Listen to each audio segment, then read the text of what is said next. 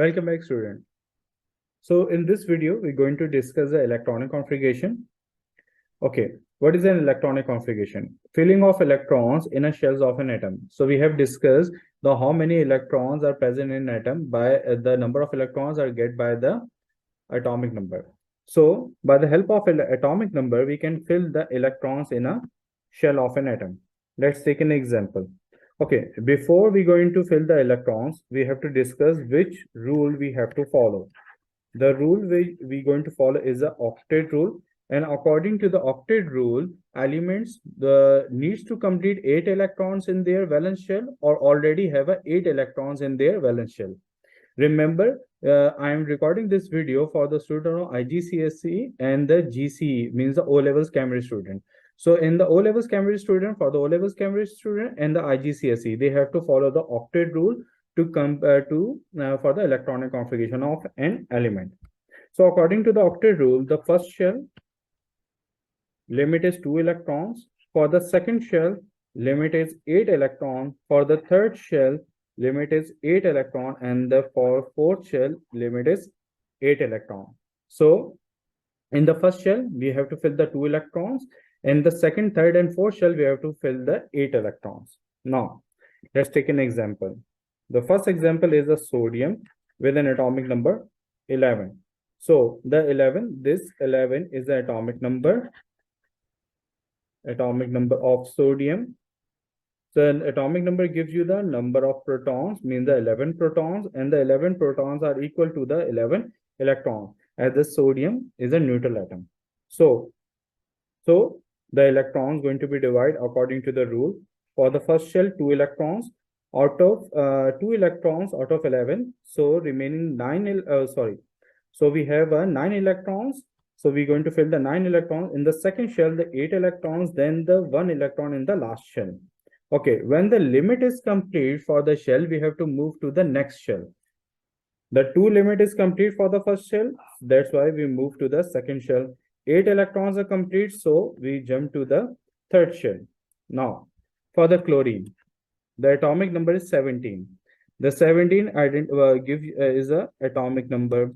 17 is an atomic number. So the atomic number gives you the number of protons are equal to the number of electrons. The 17 protons and the 17 electrons. Now, according to the rule, the first shell 2 electrons, then we have 8 electrons and the 7 electrons.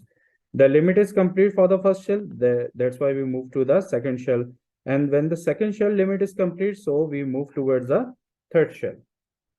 Now, by the help of electronic configuration, we can get some information of elements, means the period number, to which period number this element belongs, and the group number. Okay, so for the sodium, there are total 1, 2, and 3 shells. So the total shells indicate gives you the period number. The 3 shells, so it's going to be a period number 3. Also the valence shell, the total shells in an atom or the valence shell gives you the period number. Then for the group, the valency, we have a valency 1. So the valency gives you the group number. The group number is 1 here. Now, for the chlorine, period number and a group number.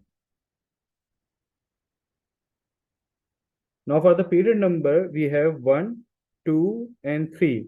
3 shells means the period number 3. Now the valency is 7. So the group number is 7 here. Okay. Now if we have an ion, if we want to write the electronic configuration for an ion, how are we going to write the electronic configuration for ion? Let's take an example of a sodium. The sodium 1 positive. Atomic number remains the same. Why? Because the number of protons are not going to be gained or lost by an atom. So the 11 are the protons. Because of 1 positive charge, loss of 1 electron. So it means it's going to be a 10 electrons. Now the sodium has 10 electrons. This positive charge indicates that the 1 electron is lost by the sodium. The positive charge indicates that the 1 electron is lost by the sodium. In an atom, the electrons and the protons are same. So if the two charges, if there is any difference between the two charges numbers, means if one electron is lost, that means the equality between the positive and the negative charges is not anymore. So the negative charges are less as compared to the positive charges. So the sodium gain a one positive charge. Now the electronic configuration for the ion of a sodium is 2 and 8. But remember one thing, the sodium period and the group will not be changed.